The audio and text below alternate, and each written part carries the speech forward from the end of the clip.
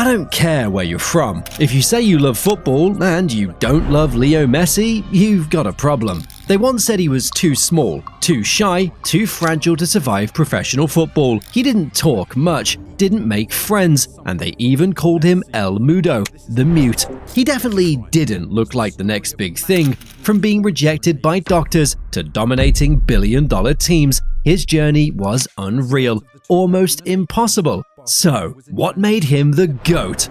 Because when Messi stepped onto the pitch, football changed forever. He redefined what's possible for any player, in any era.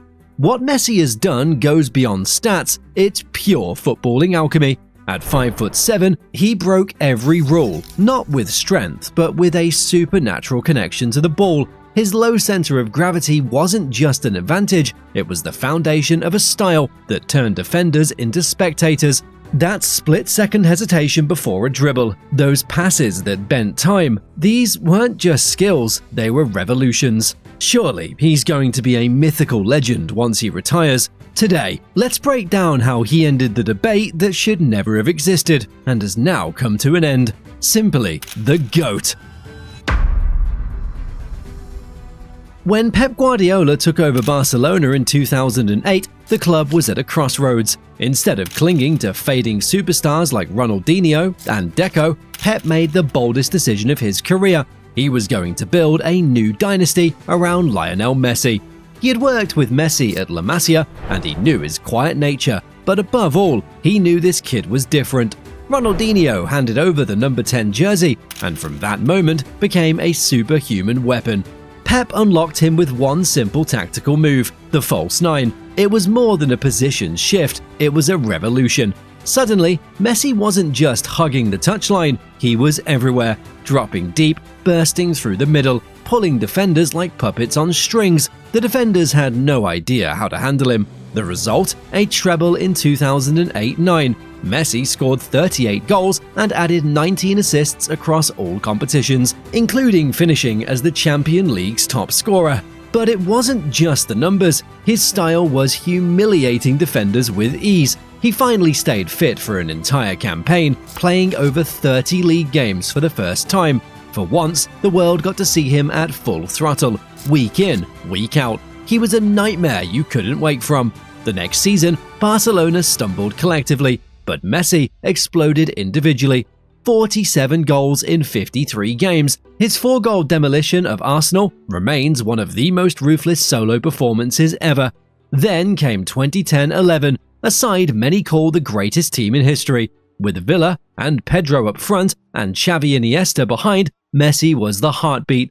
53 goals, 27 assists. That solo run at the Bernabeu, the Wembley masterclass against Ferguson's United, these were moments of pure dominance. 2011 and 2012 was the season of Messi that broke the game. 73 goals in 60 matches, 50 in La Liga alone, outscoring entire clubs across Europe.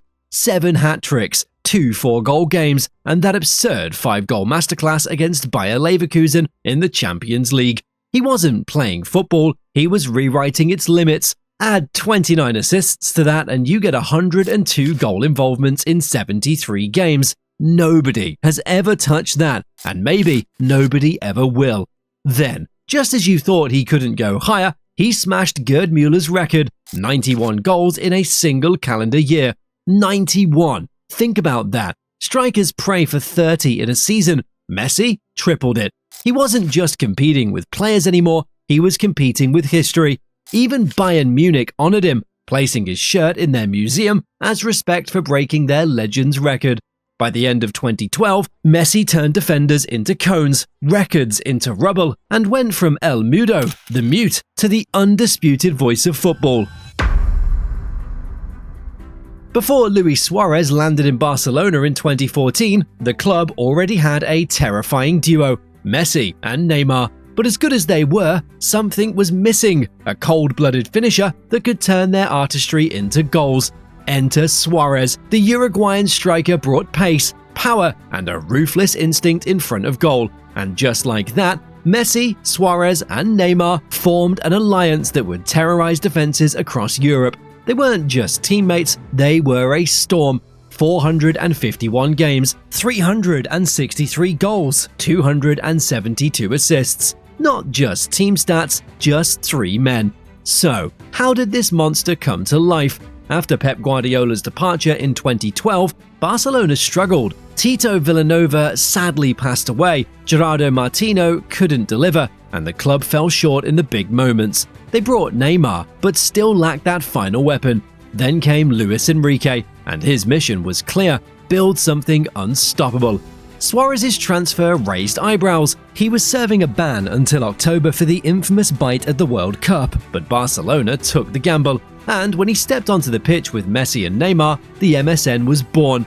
At first, there were doubts. Could 3 global superstars really share one spotlight? Sevilla's coach, Jorge Sampaoli, answered that himself years later.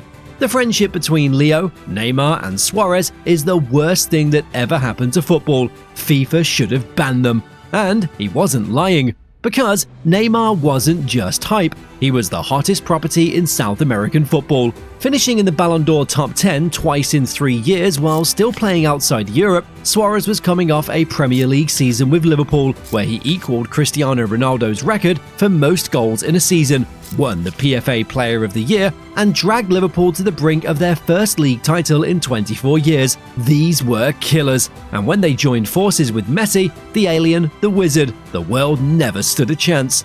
Their chemistry was instant. Suarez, in his first year, scored fewer goals than Messi and Neymar, but his selflessness made the system work. He dropped deep, linked play, and still bagged 25 goals and 23 assists. Neymar exploded with 39 goals, and Messi, 58 goals, 28 assists, and 143 chances created, while also producing one of the greatest goals ever, dismantling Bayern Munich and leaving Boateng on the floor. That season, Barcelona didn't just win, they were destroyers. La Liga, Copa del Rey, and the Champions League. The treble was theirs again.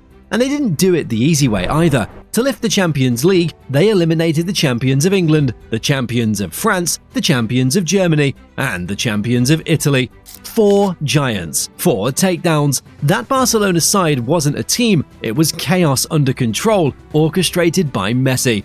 Their fluidity was breathtaking. They swapped roles, interchanged positions, and attacked with such precision that defenses collapsed. One moment, Neymar was wide, Messi central, Suarez deep. Seconds later, they'd switched, and someone was celebrating. But every masterpiece has an ending. In 2017, Neymar left for PSG in a record-breaking transfer, chasing his own path. The trio broke at a time when next year was giant for Messi.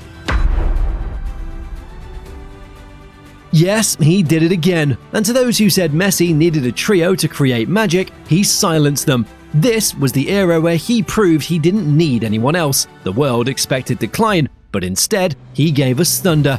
If you really want to understand Messi's greatness, this is where to look. Barcelona's golden generation was gone. Xavi, Iniesta, Neymar out. Suarez was fading, the midfield had lost its rhythm, and defensively, the team was shaky.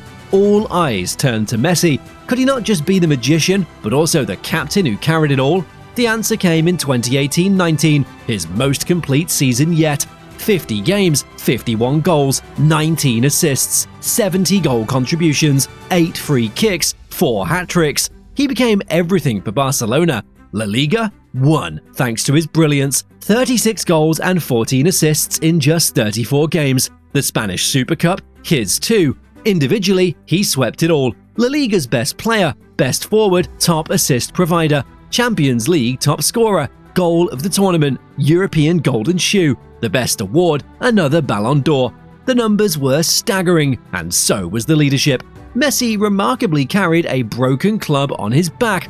But football is cruel. At Anfield, Barcelona collapsed, throwing away a 3-goal lead against Liverpool in the Champions League semi-final. Then came the Copa del Rey loss to Valencia. Messi was devastated, but even at this point, he didn't need a supporting cast anymore. He was the magic. Even in disappointment, his consistency was unworldly. 51 goals and 22 assists in one season, 31 goals and 26 assists the next. And even when time seemed to be catching him, he still had one last chapter left, the greatest act of all. This was the year Messi had waited for all his life. At 35, doubts loomed everywhere. Could he adapt to a new league? Could he still dominate? Would he ever lift the World Cup? People forgot one thing: Messi isn't ordinary, he's invincible. Leaving Barcelona, the only home he'd ever known, for Argentina, never made him stop dreaming of one thing: bringing glory back to Argentina. The PSG years began slowly, and then came Qatar 2022, and Messi silenced every voice. 7 goals, 3 assists, the Golden Ball, a World Cup that belonged to him. 8 years earlier, at 27 and in his prime, he'd stumbled at this very stage. No Copa, no World Cup, tears instead of triumph. And now, standing in his way was France, led by Mbappe. The script felt cruelly familiar, but this time, Messi was different. From the first whistle, you could feel it. Something magical was about to take over. Messi scored twice, Mbappe fired back with a hat-trick, and the world held its breath as the final went to penalties. Then, Gonzalo Montiel buried the winning kick. Argentina had done it. Messi had done it. At 35, he finally conquered the world. That night, lifting the World Cup, Messi didn't just win football, he won eternity. And the story didn't end there. In 2024, Argentina lifted another Copa América, defeating Colombia 1-0 in Miami. Lautaro Martinez scored, but everyone knew who carried the soul of the team. Messi was still carving history. Now it's 2025. At 37, his fire still burns bright. 37 games, 30 goals, 15 assists. So, the question lingers: will Messi extend his contract and lead Argentina into the 2026 World Cup on US soil? Or are we all witnessing the last dance of the greatest of all time? Whatever happens, savor every second. Because when the final whistle blows on his career, the world won't just be saying goodbye to a player. We'll be closing the book on the greatest story football has ever told. That's all for tonight. Now we want to hear from you. Should Messi sign on for the 2026 World Cup and give us one last chapter of greatness? Drop your thoughts in the comments, and don't forget to like and subscribe for more incredible football stories.